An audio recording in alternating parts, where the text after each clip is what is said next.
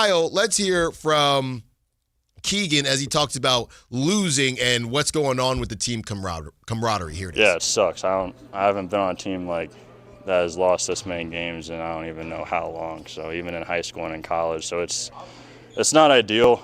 It's something that's really new to me, and I don't really like it. So hopefully we can turn this around, and I think winning is the best feeling in the world, and losing, going home it's terrible. I obviously can't imagine how you guys feel too. So does it, Keegan? You've been a part of good groups, and again, just to reiterate that point, good seasons, good. The togetherness has been kind of a focal point, and Dennis just talked about it a little bit. Doug's talked about how it could be better.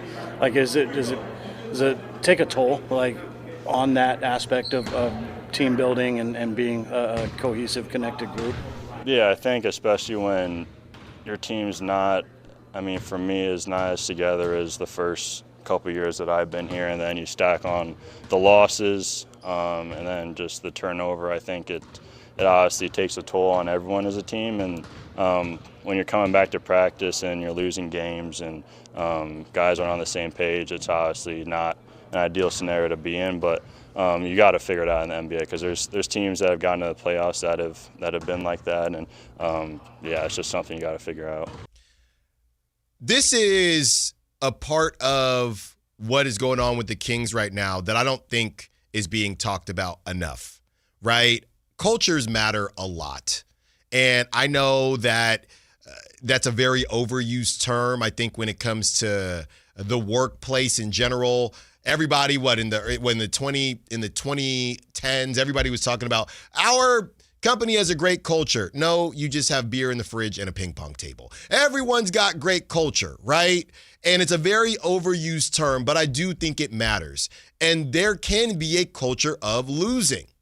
So I've talked about this before, how my Temple University, they got rid of their baseball program, I think a year after I graduated, okay?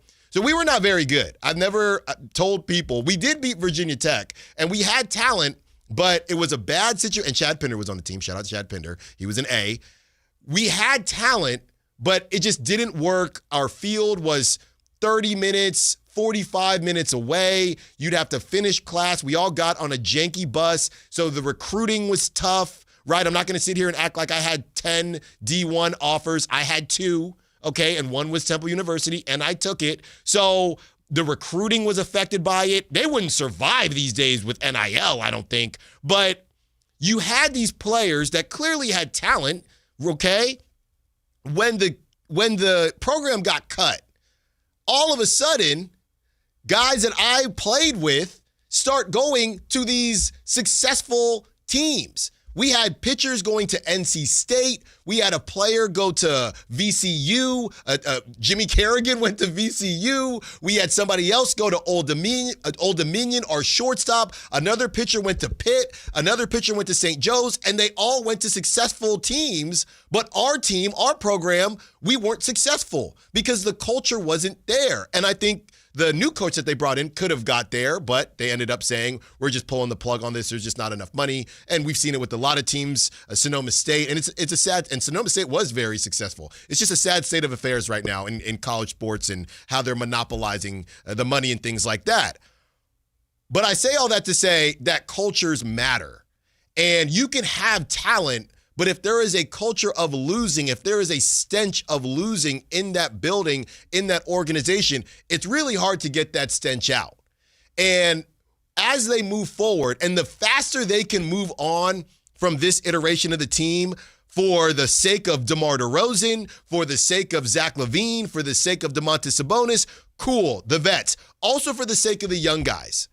Because you don't want Keegan, as he sees his bestie in San Antonio having a grand old time because they're winning, you don't want Keegan to feel, man, like the Will Smith meme, and he's the only one in the house to be looking around thinking all these other guys are winning, right? The other guys that were drafted around him, Jabari Smith Jr., winning. They're on the Rockets now. All these other guys are winning, and I'm stuck on this losing team, on this losing franchise, in this losing organization.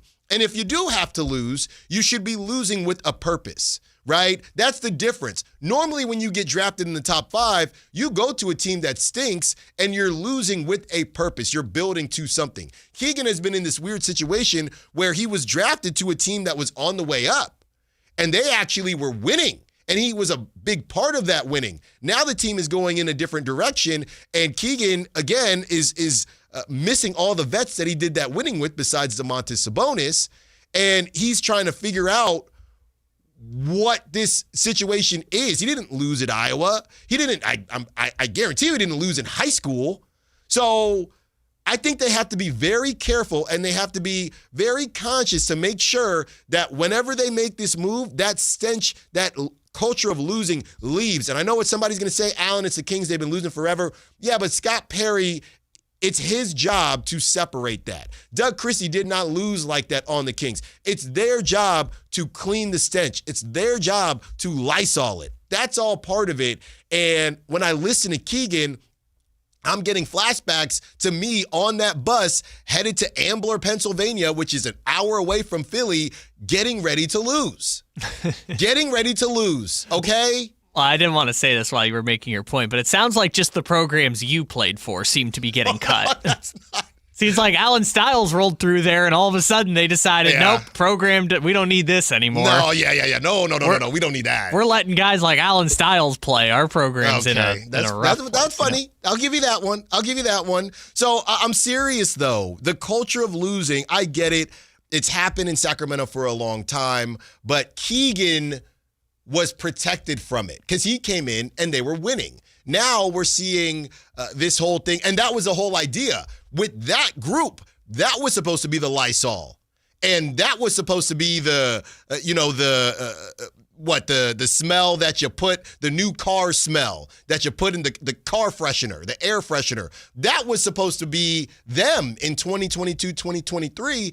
And then I guess somebody came in and farted all over the place, and now the organization stinks again. Yeah, but I remember Jason Ross was making this point. Sometimes I think just winning kind of sets the culture, and I think that happened with the Beam team, is that everything felt a little pure, a little fun. There weren't the expectations of what would happen, and everyone rallied behind it. Yeah. Like in Oklahoma City, I don't think of them having this profound heat culture-like atmosphere. I think they hire good people and spend money, and then the culture of the team is built around Shea. Like Shea is the centerpiece, and culture kind of falls from there. So I think winning will cure some of the culture stuff, but they're not winning right now and don't seem like they're going to be winning for at least a couple years. Yeah.